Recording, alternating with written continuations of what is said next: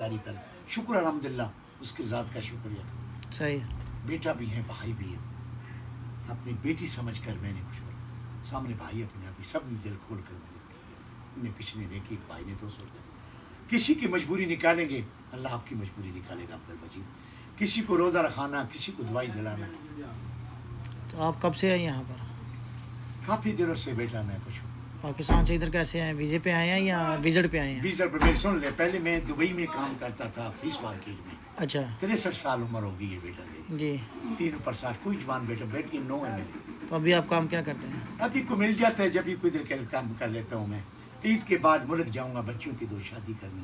کوئی چیز نہیں رج گئی خدا جھٹ کا مجبور. کون سا علاقے گئے آپ؟ میرا علاقہ میاں والی دریا خان علاقہ.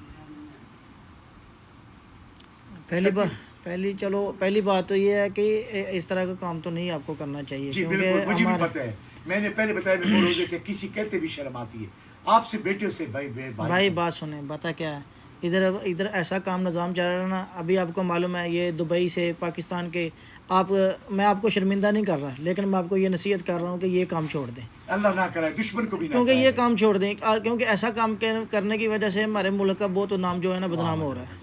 صحیح ہے. بندہ بھی ایک بات سن لے مجید. جی. ہم بے شک کوئی بندہ کسی کے پاس چل کر آتا ہے بیٹا مر کر آتا ہے مجبور ہو کر آتا ہے. بھائی بات صحیح ہے لیکن اچھے برے کی پہچان وہ اللہ جانتا ہے. اللہ تو جانتا ہے اللہ سب جانتا ہے کیونکہ اللہ کے کام میں جو ہے نا وہ کوئی آدمی یہ نہیں بول سکتا کہ کوئی اندھیرے میں بھی ہوگا نا تو اللہ تو کو معلوم ہے. ٹھیک ہے لیکن اللہ کو بھی معلوم ہے انسان کو بھی اللہ نے آنکھیں دی ہیں سوچ سمجھ دی ہے. بات سن لے کام کر کرو